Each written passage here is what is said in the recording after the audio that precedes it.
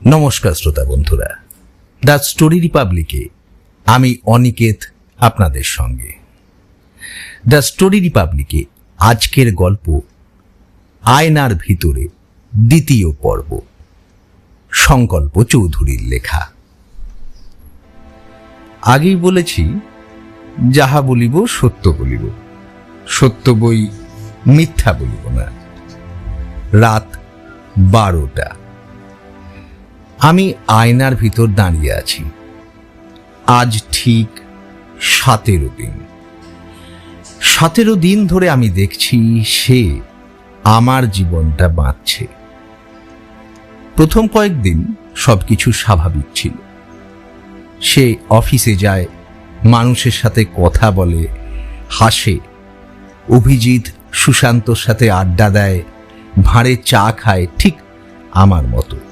কেউ কিচ্ছু বুঝতে পারে না, কিন্তু আমি বুঝি, কারণ সে আমি না। সে কখনো ক্লান্ত হয় না। রাত 2, 3টে জেগে থাকে, আয়নার সামনে দাঁড়িয়ে, আমার দিকে তাকিয়ে, আর হাসে, তাচ্ছিল্যের হাসি।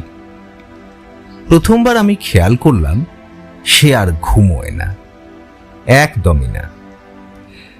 একদিন অফিসে আমি দেখলাম সে হঠাৎ করে থেমে গেল। শশাঙ্ক কিছু একটা বলছিল, সে তাকিয়ে রইল, কিন্তু উত্তর দিল না। তারপর ধীরে ধীরে মাথা কাত করল, যেন শব্দটা বুঝতে পারছে। আর তারপর হঠাৎ করে হাসল, অস্বাভাবিক হাসি। লোকজন একটু অস্বস্তি বোধ করলেও কেউ কিছু বলল না। আমি বুঝলাম ও শিখছে, মানুষ হওয়ার অভিনয় করছে। দিন যেতে লাগলো। একদিন সে আমার ফোনটা হাতে নিল, গ্যালারিতে গেল, রিমার ছবি খুলল। অনেকক্ষণ ধরে তাকিয়ে রইল, অনেকক্ষণ ধরে। তারপর আয়নার সামনে এসে আমার দিকে বলল, এটাই ও? আমি চিৎকার করে বললাম, হ্যাঁ, ও আমার স্ত্রী। সে কিছুক্ষণ চুপ করে রইল, তারপর বলল, তুমি ওকে ভালোবাসতে? আমি থেমে গেলাম। হ্যাঁ হ্যাঁ, বাসতাম বই কি। সে হাসল, একদম শান্তভাবে। ভালোবাসা, ইন্টারেস্টিং।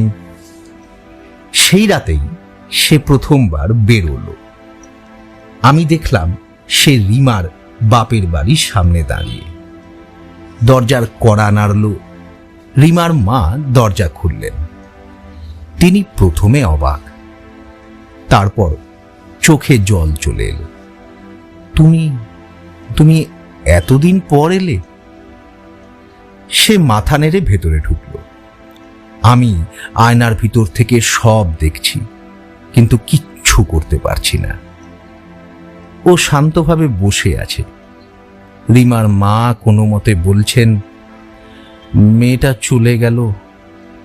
সে চুপ করে শুনছে, তারপর ধীরে ধীরে বলল, মৃত মানুষেরা ফিরে আসতে পারে। ঘরের বাতাস যেন জমে গেল। দেখলাম রিমার মা কিছু বললেন না। সে আবার বলল, ধরুন যদি কেউ অপেক্ষা করে খুব গভীরভাবে। তার গলায় একটা আলাদা স্বর। আমি প্রথমবার ভয় পেলাম, তার জন্য না, যাদের সাথে সে আছে তাদের জন্য। সেই রাতের পর আবার বদলে গেল। সে আর শুধু আমার জীবন বাঁচছে না, সে খুঁজছে, কিছু একটা খুঁজছে। প্রতিদিন রাতে আয়নার সামনে এসে দাঁড়ায়, আমার দিকে তাকায়। তুমি কি ওকে দেখতে চাও? আমি চুপ। সে আবার বলে, আমি ওকে ফিরিয়ে আনতে পারি। আমার বুক ধড়ফড় করে ওঠে। কিভাবে কিভাবে ফিরিয়ে আনবে?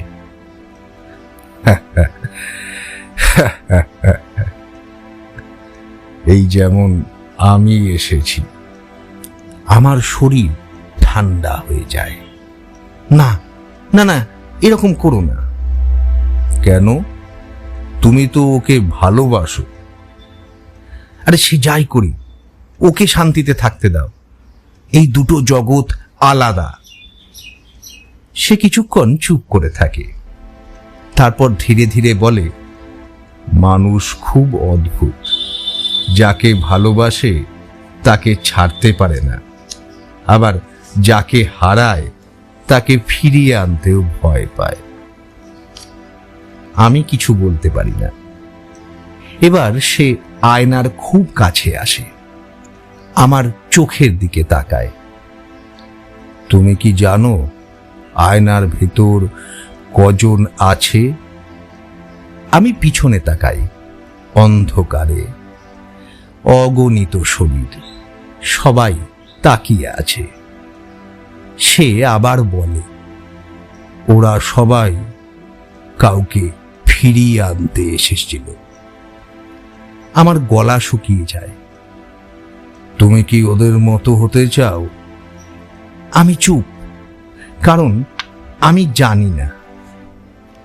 সেই রাতে সে আবার রিমার বাড়ির সামনে দাঁড়ায়।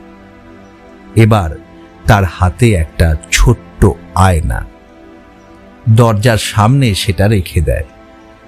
তারপর ফিস ফিস করে বলে, দেখো কে তোমার জন্য অপেক্ষা করছে, দেখো। ভিতর থেকে দরজা খোলার শব্দ। আমি চিৎকার করি, না, কিন্তু কেউ শুনতে পায় না। দরজা খুলে যায়, আর ঠিক সেই মুহূর্তে ছোট আয়নাটার ভেতর থেকে একটা হাত ধীরে ধীরে বেরিয়ে আসে। আয়নার ভিতরে গল্পের দ্বিতীয় পর্ব এখানেই শেষ হলো। দ্য স্টোরি রিপাবলিকের গল্পগুলি কেমন লাগছে তা অবশ্যই কমেন্ট বক্সে জানাবেন। এই চ্যানেলটিকে লাইক এবং সাবস্ক্রাইব করবেন। আয়নার ভিতরে গল্পে এর পরে কি হলো জানার জন্য অবশ্যই শুনবেন আয়নার ভিতরের অন্তিম পর্ব। ধন্যবাদ এবং নমস্কার।